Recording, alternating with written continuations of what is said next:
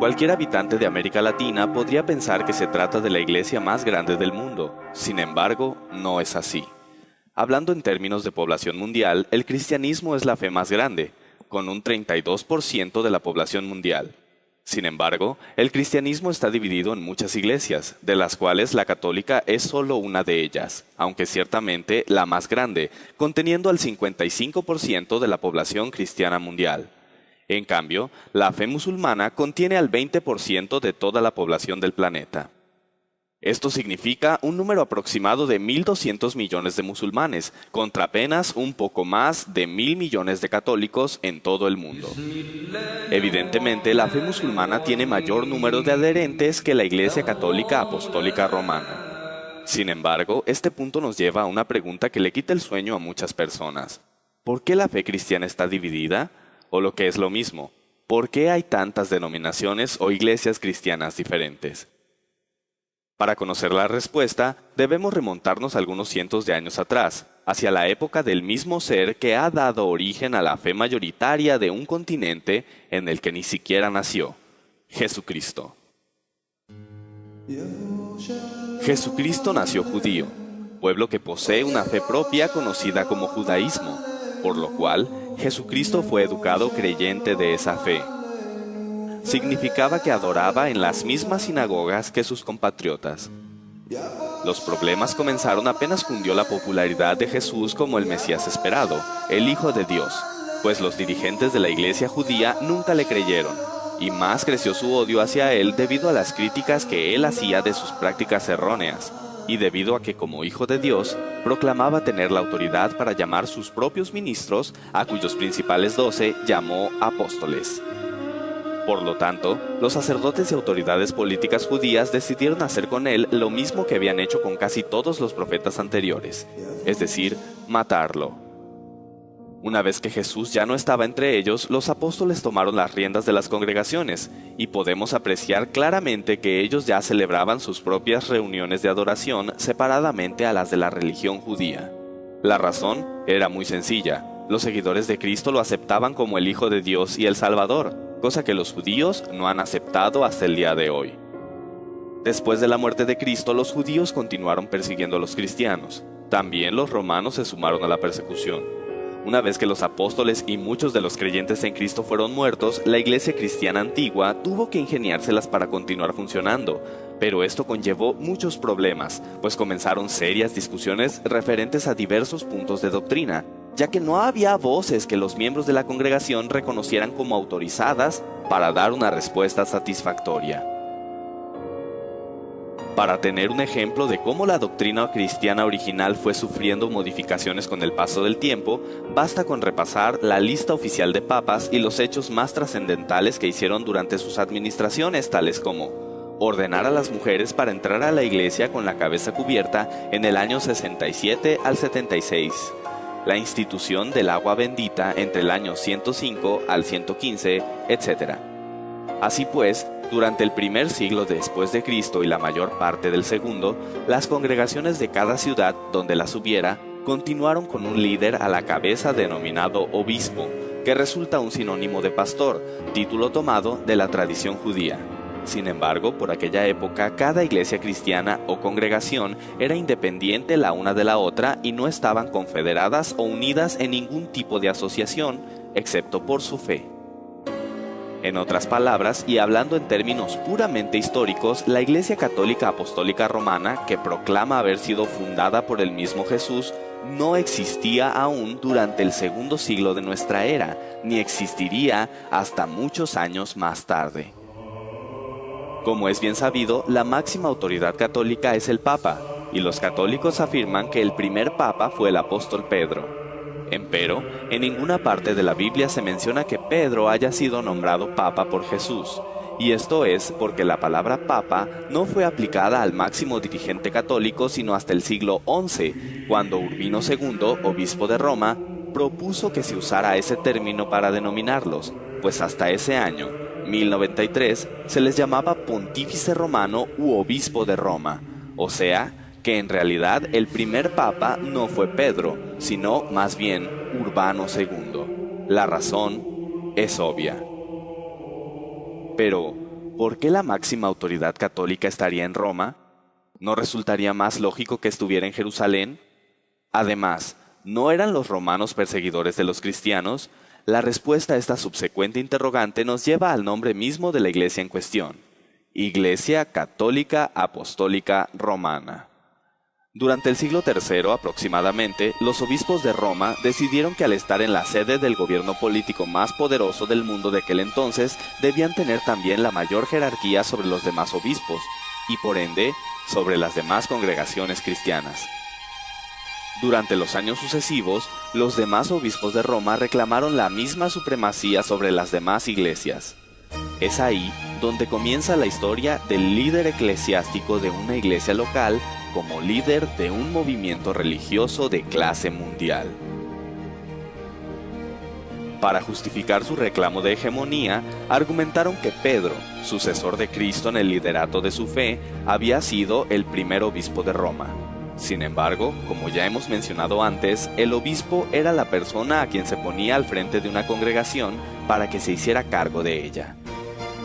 La Enciclopedia Católica, al justificar la sucesión de San Pedro a través de los papas, cita correspondencia entre autoridades cristianas, donde solo se hace referencia a la idea de que los obispos de Roma heredaron de Pedro la autoridad para legislar sobre el resto de las congregaciones. Curiosamente, estas referencias abundan a partir del siglo III en adelante, mientras que hacia atrás suman apenas 2 o 3. Incluso hace mención de una idea contraria a la que ellos sostenían.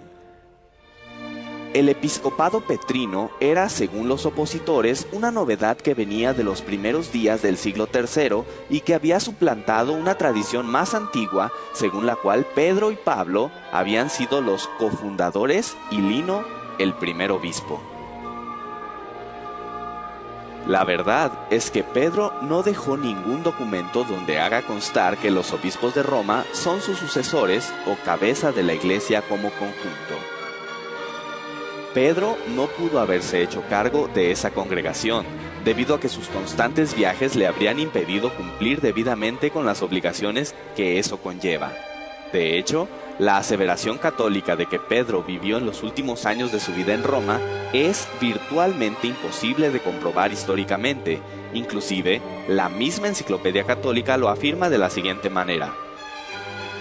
En cuanto a la duración de su actividad apostólica en la capital romana, la continuidad o no de su residencia allí, los detalles y éxito de sus trabajos y la cronología de su arribo y de su muerte, todas estas cuestiones son inciertas y pueden resolverse solamente mediante hipótesis más o menos bien fundadas. Pero, sobre todo, hay que recordar que Pedro tenía una jerarquía mayor que la de un simple pastor u obispo. Él era un apóstol, título que recibió de manos de Jesús. Roma fue considerada sede de la autoridad cristiana desde el siglo III, pero no hay que pensar que eran aceptados por el gobierno romano. Como hemos mencionado antes, aún eran perseguidos tanto por judíos como por romanos. Sin embargo, la situación cambiaría drásticamente, cuando en el año 313 un emperador decretó el fin de la persecución hacia los cristianos. Se trataba de Constantino el Grande, quien dio el primer paso firme en la organización de una confederación de las congregaciones cristianas bajo un mismo nombre. A más de 300 años después de Cristo, la Iglesia Católica no existía aún. Después de la partida de los apóstoles, la sencillez del evangelio fue corrompida o se fue apartando de él. Un ejemplo de todo esto es lo concerniente al bautismo, requisito indispensable para ser declarado miembro de una congregación cristiana. La palabra española bautismo significa sumergir, zambullir, hundir en el agua. La inmersión era la forma primitiva generalizada, de ello dan testimonio arqueológico las grandes fuentes bautismales del arte paleocristiano en numerosos templos cristianos en Oriente y Occidente. En el segundo siglo, el bautismo fue restringido a los 2 días festivos de la Pascua y del Pentecostés, y se necesitaba un curso de 3 años para poder recibir dicho sacramento. Para el siglo III se reconoció el bautismo infantil y posteriormente se institucionalizaría con el fin de volver al catolicismo a todo el Imperio Romano. El primer escritor cristiano que menciona el bautismo infantil es Tertuliano, y él se opuso. Nosotros no somos lavados para después cesar de pecar, sino porque hemos cesado de pecar. John L. Mosheim, en su libro Ecclesiastical History, escribe: el método antiguo de gobierno eclesiástico parecía subsistir en general todavía, mientras al mismo tiempo variaba el mando primitivo y degeneraba hacia la forma de una monarquía religiosa.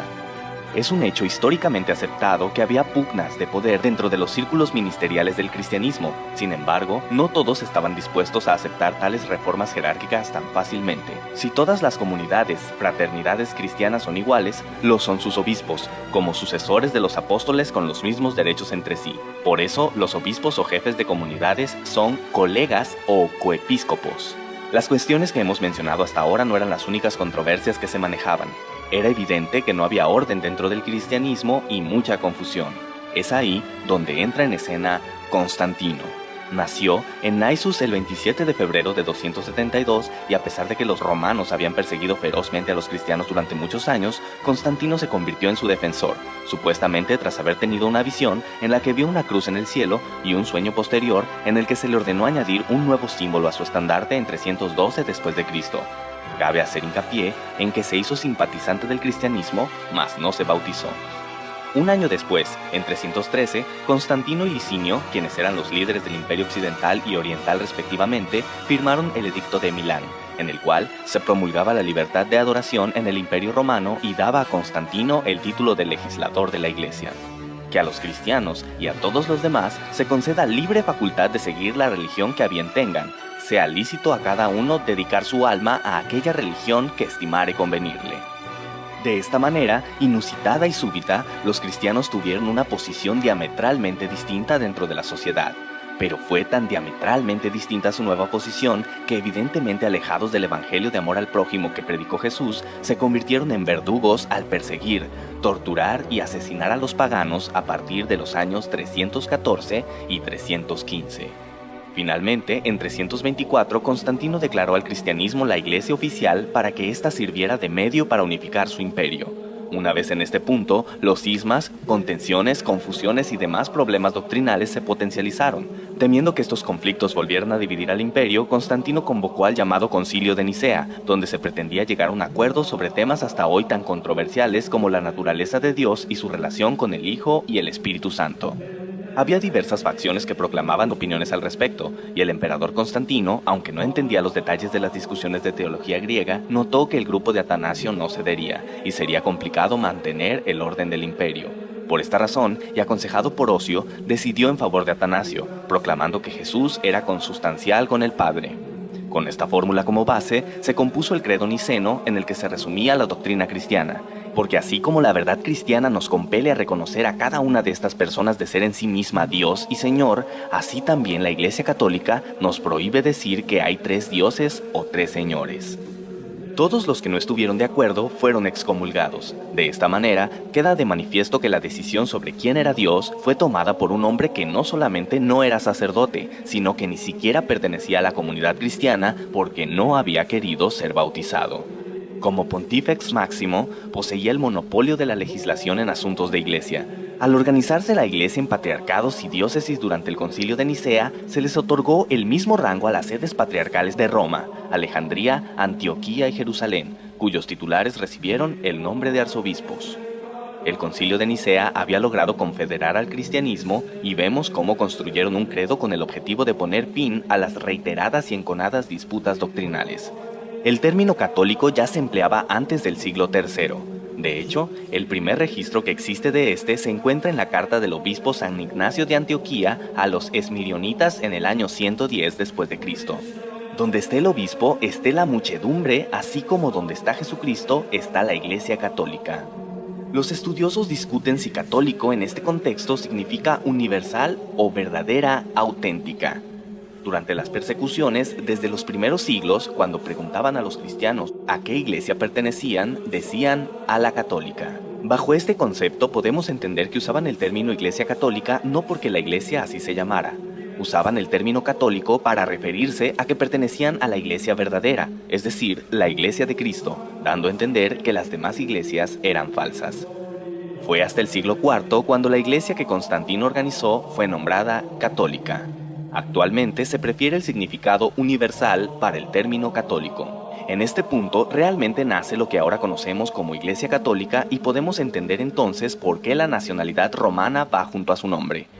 Cuando Constantino cambia la capital del imperio a Bizancio, el obispo de esa ciudad quiso tener la misma preponderancia que su colega romano.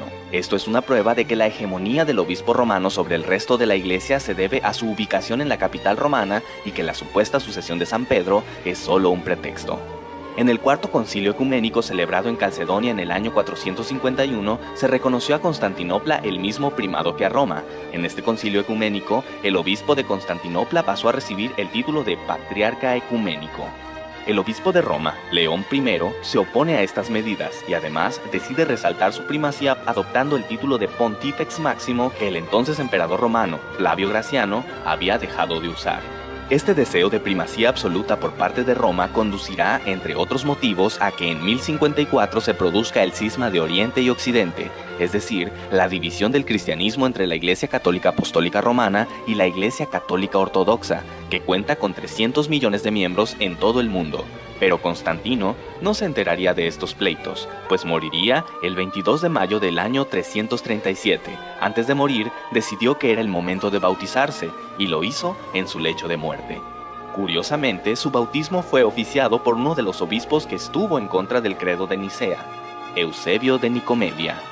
En vista de todo esto, podemos decir que el gran gestor de la Iglesia Católica Romana no fue ni Jesús ni Pedro, sino Constantino, este emperador que vivió varios siglos después de ellos, pues fue él quien organizó a la Iglesia y determinó la base doctrinal que de todos modos seguiría sufriendo muchos cambios aún hasta nuestros días. Los cristianos obtuvieron libertad de adoración gracias al Edicto de Milán, pero la Iglesia Católica dejaría esas libertades de lado al exterminar implacablemente a cualquier persona o nación que se interpusiera a sus intereses o que profesara creencias diferentes a su doctrina.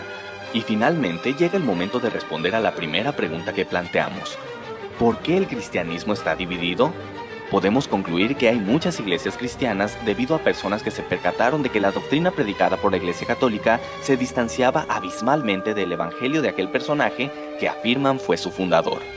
Tal vez el tiempo ha empañado la historia temprana de la Iglesia Católica, pero finalmente la historia siempre nos dará una idea de nuestras raíces, y nuestras raíces siempre serán una indicación de quiénes somos en realidad.